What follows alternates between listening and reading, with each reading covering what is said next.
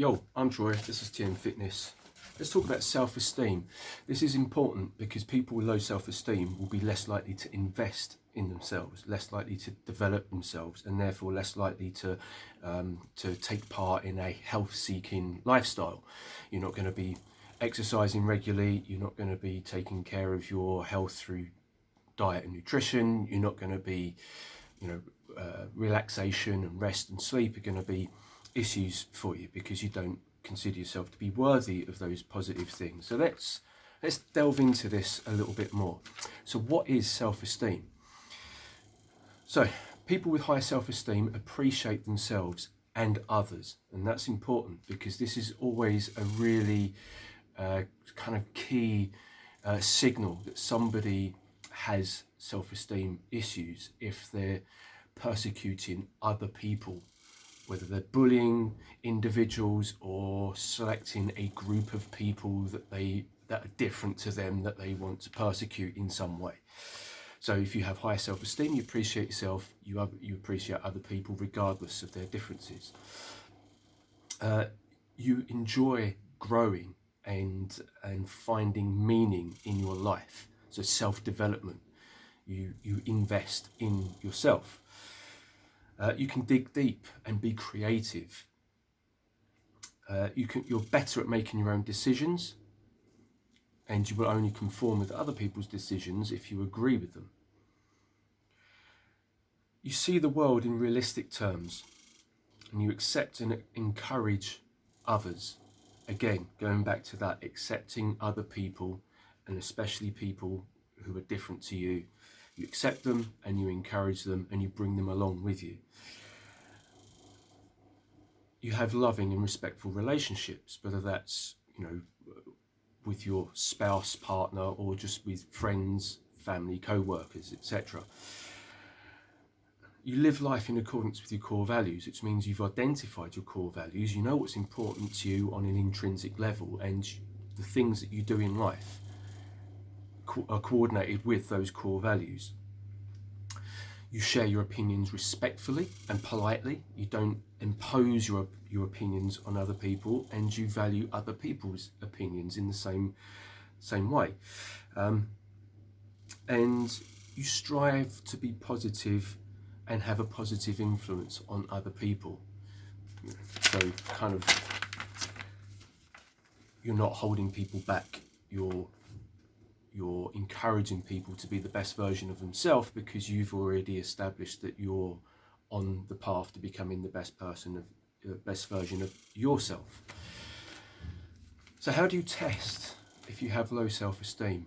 Well, there's a few things you can ask yourself. So do you act assertively and without guilt? So when you make decisions and do things for you, do you feel guilty for doing that? Or do you feel content that you're doing the right thing?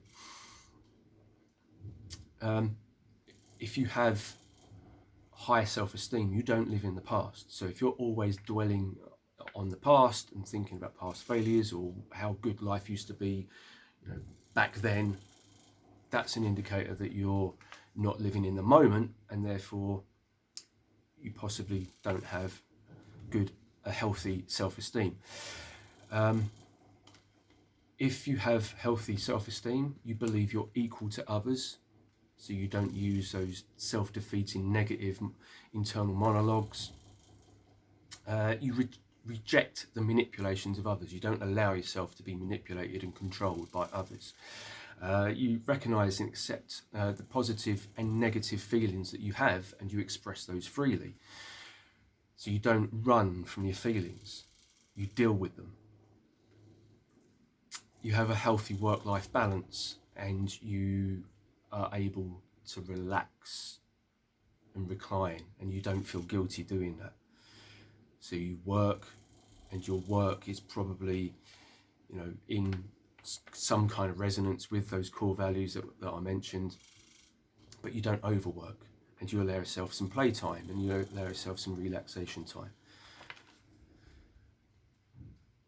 You accept challenges, and you learn from your mistakes. So you don't run from responsibility, you don't run from challenges, and when you make mistakes you accept that they've happened and you just take it as a lesson and you strive to do better. You don't repeat your mistakes. If you're ignoring those lessons and you're repeating the same mistakes over and over again, that's self-destructive behaviour. People with healthy self-esteem don't do self-destructive things. You handle criticism, so you don't fly off the handle every time somebody says something that you perceive to be negative about you, because what's happening there unconsciously is that it's reinforcing your beliefs about yourself. So somebody says something you consider to be like negative about you, internally, unconsciously, you're like, yeah, I feel that same way, and then it makes you angry, and then you fly off the handle. So you handle criticism well, and then you use it to learn and grow and become a better version of yourself. You value yourself, and you have confidence in expressing that. So you don't try to fit in. You're happy, freely expressing your true self. And then obviously, you're not going to prevent other people from freely expressing their true self either. So you value and accept others. Again, going back to that. So if you have high self-esteem, you have a healthy level of self-esteem, you accept other people, you accept other people's differences, you don't try to act on that, you don't try to manipulate or change people, you just accept them for what they are. Even if you don't understand them, you just let them be, live and let be, because it's not about you, it's about them. Let them be. Unless they're hurting people, it doesn't really matter. So developing self-esteem is a really important part of your health journey, because if you have low self-esteem, if you don't value yourself, you're not going to do the things that you need to be doing in order to live a health-seeking lifestyle. So give it some thought. Write down a few things that you feel, like the lists that I've just reeled off there. Do any of those things resonate with you? Do any of those things sound familiar? Are you struggling to accept yourself? Are you struggling to be happy in yourself? If you find yourself using negative internal monologues, like, if I'm sitting here thinking, oh my God, I'm such a failure, instead of thinking that, use the third person. So I would say, Troy feels like a failure. And then that gives you an opportunity to kind of step back and go, well, why? And what can we do to change that situation? So if you really struggle, if you really can't get your head around it, and if you really can't even find yourself using positive affirmations like I am enough, or I like myself, or I love myself, if you can't do that, if that feels too difficult, then reach out. There are people, professionals that can help you with that. The NHS have a number of free helplines that you can call up and ask for help. You can talk to the Samaritans. There is help out there. You don't have to be in this negative mindset all the time. You can be better. You deserve to be better. And once you get there, as I say, that's when your health journey begins. That's when you can start inserting those health-seeking behaviours. You get to bed on time, at a regular time, and you get a good night's sleep. You're more productive during your workday. You have hobbies. You exercise regularly. You eat healthfully. You rest and relax, and you allow yourself to switch off and be calm. You don't need to be distracted all the time.